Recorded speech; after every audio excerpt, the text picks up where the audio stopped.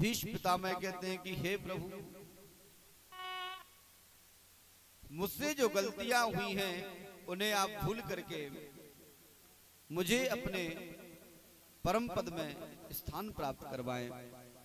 और भीष्म पितामह स्तुति करते हैं कि हे प्रभु, वो घटना मुझे याद है, महाभारत के युद्ध में मैंने प्रतिज्ञा की थी और एक प्रतिज्ञा आपने भी की थी। भगवान ने कौन सी प्रतिज्ञा की थी? जिस समय महाभारत का युद्ध प्रारंभ होने जा रहा था तो पांडव और कौरव अपने अपने रिश्तेदारों के पास पहुंचे कि भाई हमारा सहयोग करें युद्ध के लिए, हमारी तरफ से युद्ध करें। पांडव कहते हमारी तरफ से, कौरव कहते हमारी तरफ से। कृष्ण के पास जब दुर्योधन और अर्जुन पहुंचे तो कृष्ण सो रहे थे, लेटे हुए थे। दुर्योधन पहुंचा, सर के पास जाके बैठ गया और अर्जुन पहुंचे, चरणों में जाके बैठ गए। भगवान जैसे ही उठे तो अर्जुन को देखा, कहा बोलो अर्जुन, क्यों आए हो, क्या बात है, क्या चाहिए? तब दुर्योधन बोला कि नहीं नहीं, पहले मैं आया था, मुझे पहले मांगने दो। तो भगवान ने कहा मैंने देखा तो अर्जुन को है पहले।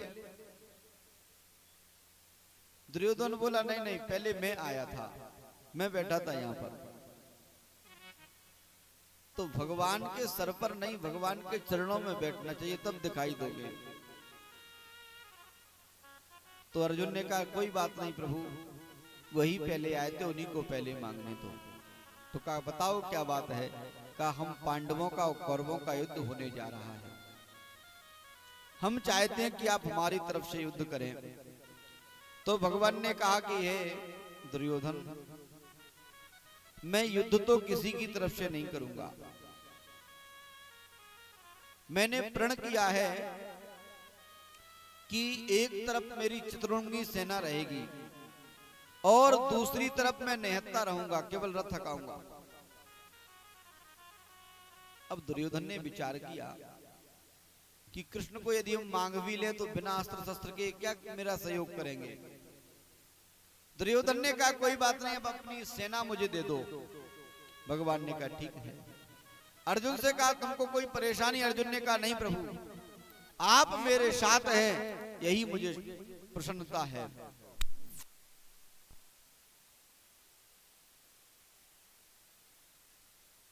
राधा रमण हरि गोविंद जय जय, गोविंद जय जय, गोपाल जय जय, गोविंद जय जय, गोपाल जय।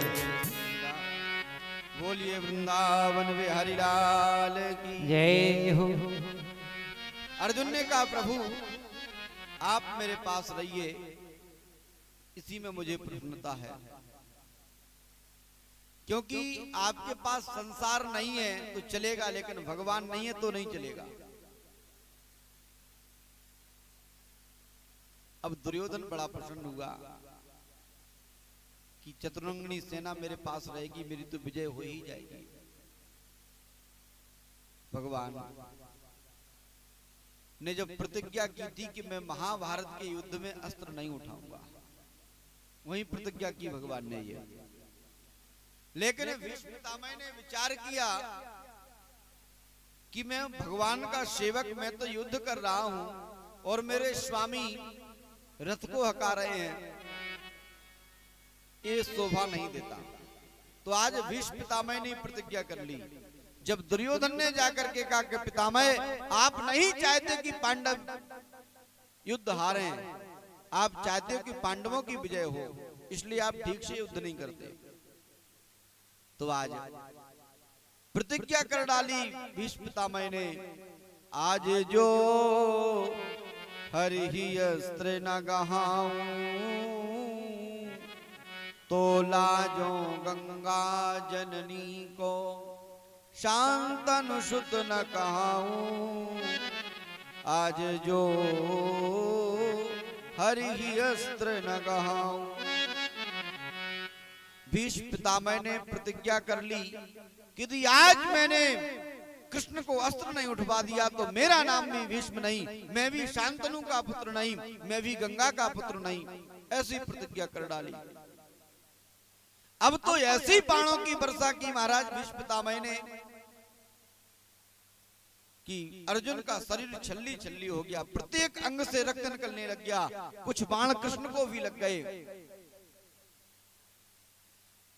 अर्जुन चिल्ला उठा, हे केशव रक्षा करो। भगवान ने कहा मैं युद्ध करूं? अर्जुन बोला नहीं नहीं प्रभु आप रहने दो, आप प्रतिज्ञा मत तोड़ो। भीष्म पितामह ने विचार किया कि लगता है मेरे युद्ध कौशल में कोई कमी रह गई है, दोबारा से बाणों की रक्षा की।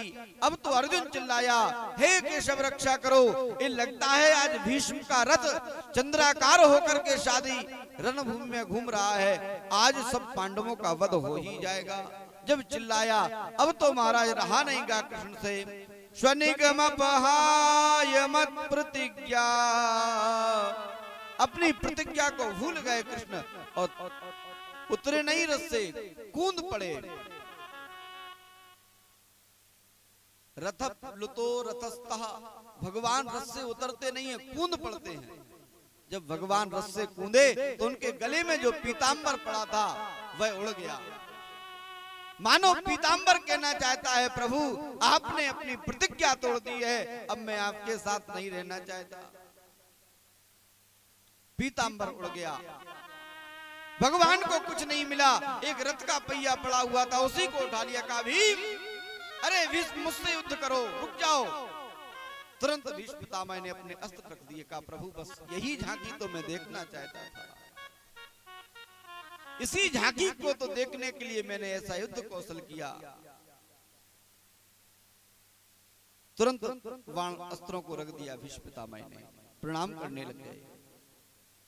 श्री वेदव्यास जी लिखते हैं कि वो झांकी ऐसे लग रही थी जैसे किसी वृद्ध गजराज के ऊपर कोई सिंह झपट पड़ा हो। उसी समय स्तुति की है और भीष्म पितामह कहते हैं प्रभु आपकी वो झांकी मेरे आंखों से ओझल नहीं होती है, सदैव वो झांकी मेरी आंखों में बनी रहती है। आज भीष्म पितामह ने देखा कि प्रभु अब मेरा समय हो चुका है। एकादशी के दिन भीष्म पितामह ने अपने शरीर को छोड़ा है और भगवत धाम को गए हैं। बोलिए पितामह जी महाराज की, भक्त वत्सल भगवान की जय हो। भगवान भक्त वत्सल है। अपने भक्त की प्रतिज्ञा रखने के लिए भगवान ने अपनी ही प्रतिज्ञा तोड़ दी। भगवान को इसलिए भक्त वत्सल कहा गया। इधर भीष्म पितामह के जाने के बाद भगवान लौटे हैं। अब भगवान द्वारका जाते हैं। द्वारका गए, भगवान का राजोचित विधि से स्वागत हुआ है, सम्मान हुआ भगवान का। भगवान द्वारका पहुंचे हैं और भगवान के साथ फिर भगवान दोबारा आए तो उत्तरा के गर्भ में एक शिशु था। अश्वत्थामा अभी भी नहीं माना। जब अश्वत्थामा का अपमान हो गया तो अश्वत्थामा को चाहिए था कि अब तो मान जाता। अब अश्वत्थामा ने 6 ब्रह्मास्त्र छोड़े और 6 ब्रह्मास्त्र किसके ऊपर? 5 ब्रह्मास्त्र पांचों पांडवों के ऊपर छोड़ दिए और 6वां ब्रह्मास्त्र उत्तरा के गर्भ पर छोड़ दिया। अभिमन्यु की पत्नी थी उत्तरा, उसके गर्भ में एक शिशु था, उस गर्भ पर 6वां ब्रह्मास्त्र छोड़ा।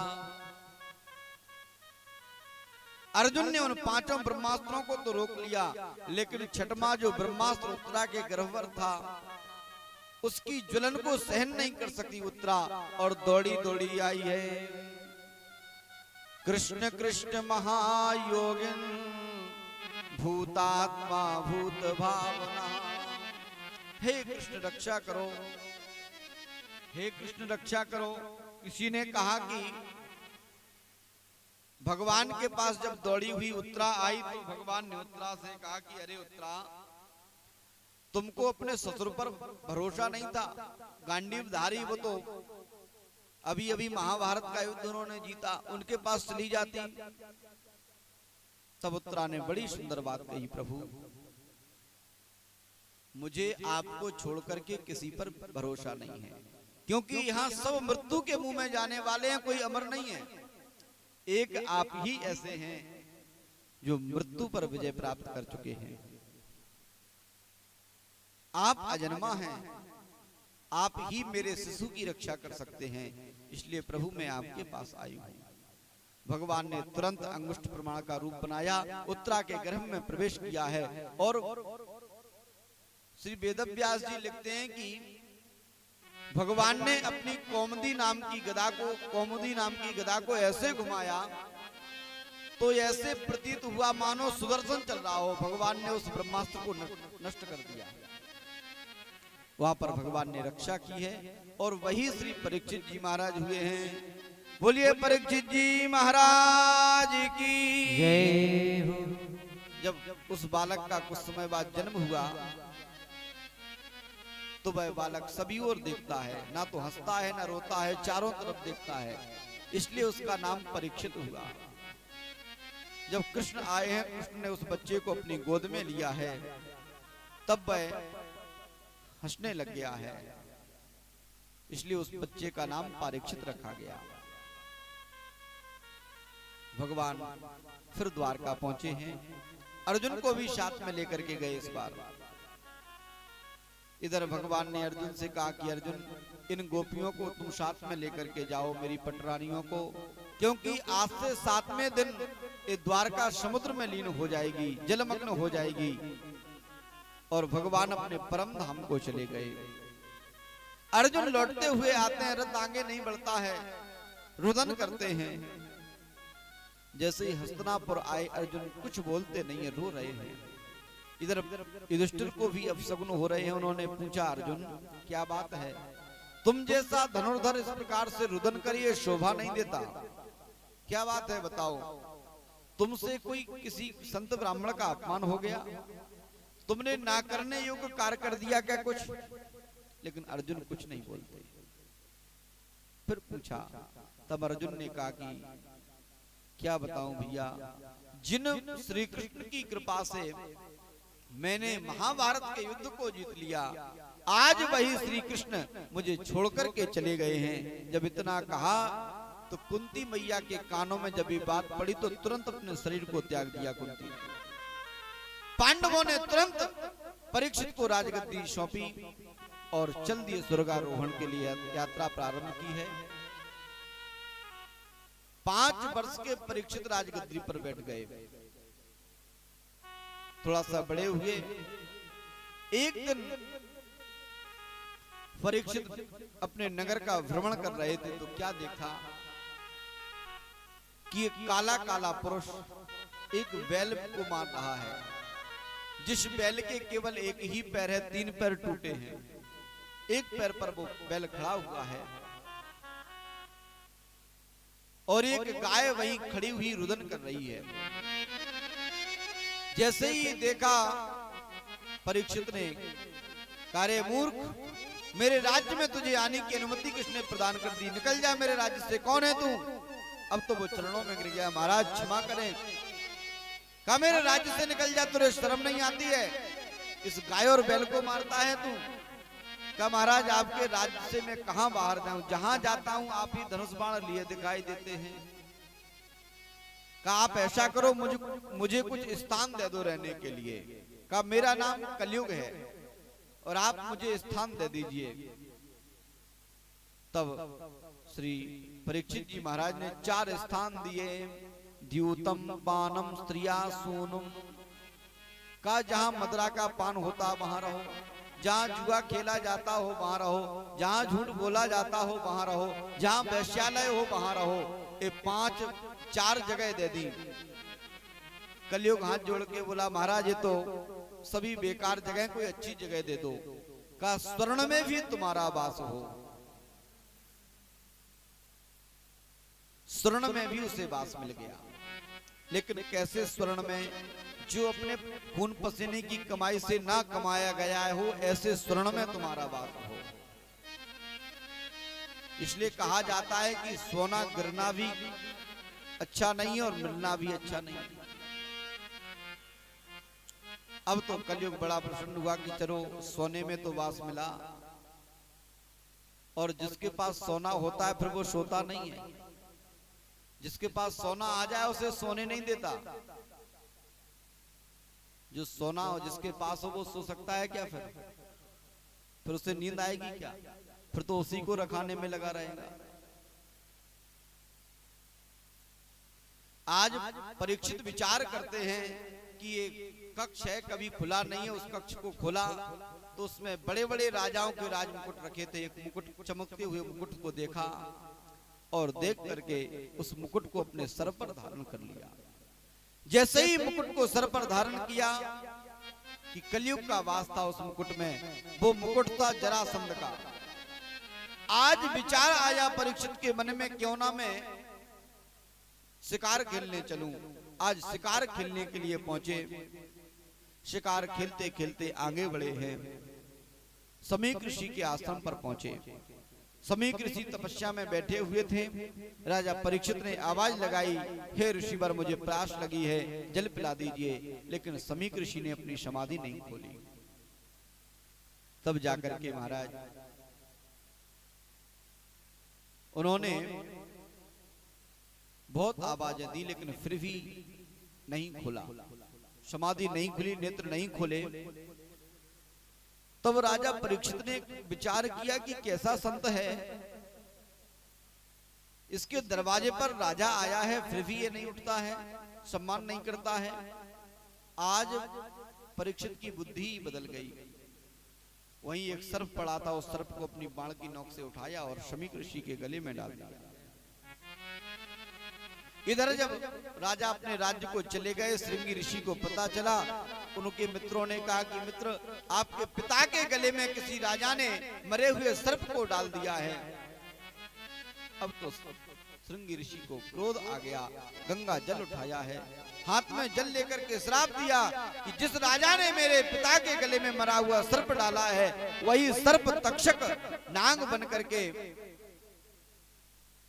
वही सर्प तक्षक बनकर के उसको 7 में दिन डसेगा, उसकी मृत्यु हो जाएगी। इस बात का पता जब समीक ऋषि को चला, उनकी समाधि खुल गई। उन्होंने अपने कुछ शिष्यों को बुला करके भेजा है, कहा जाओ जाकर के राजा को सूचना दे दो कि आज से 7वें दिन तुम्हारी मृत्यु हो जाएगी।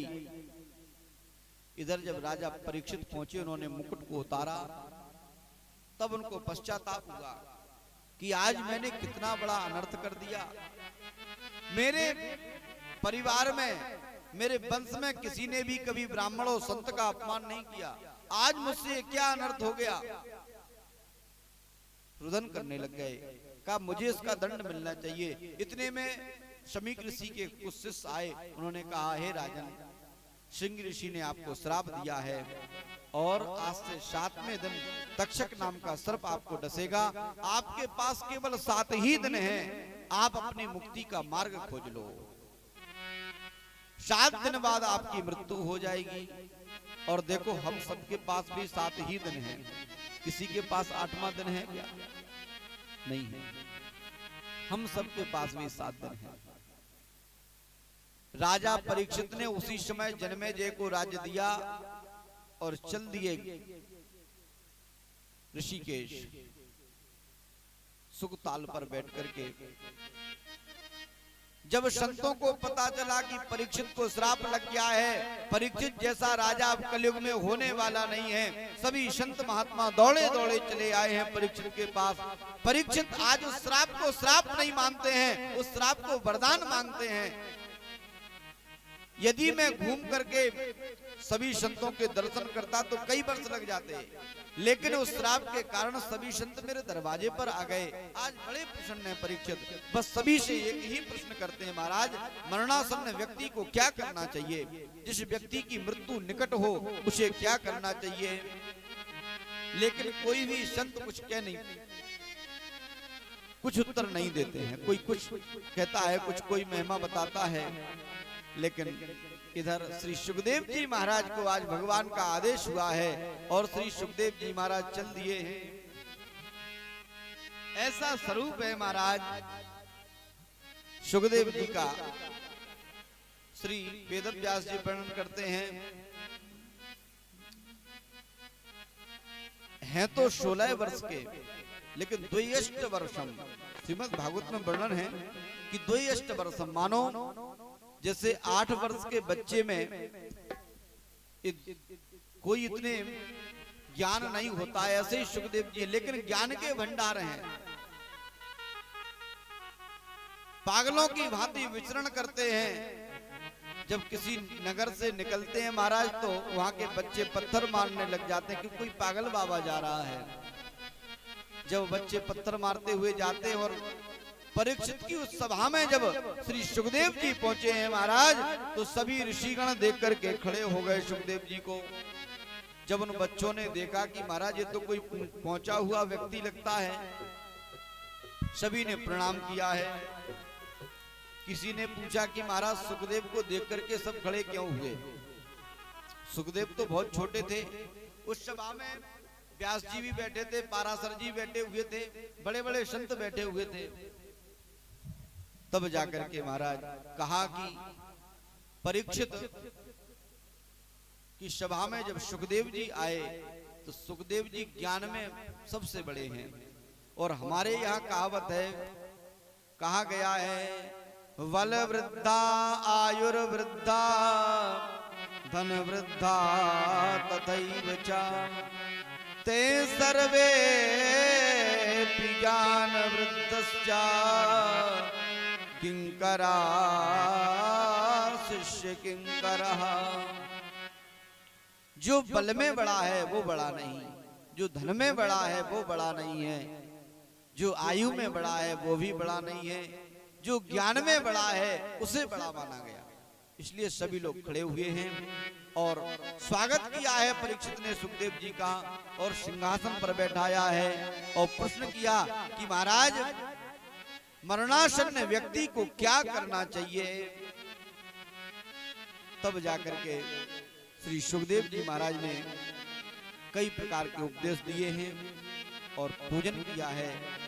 और सुखदेव जी महाराज ने सबसे पहले कथा सुनाना प्रारंभ करें इससे पहले अपने गुरुदेव भगवान का स्मरण किया है। तो आइए हम सभी लोग एक भजन के माध्यम से अपने गुरु के चरणों में वंदन करते हैं। सुखदेव जी की गुरु कौन है? श्री राधा रानी।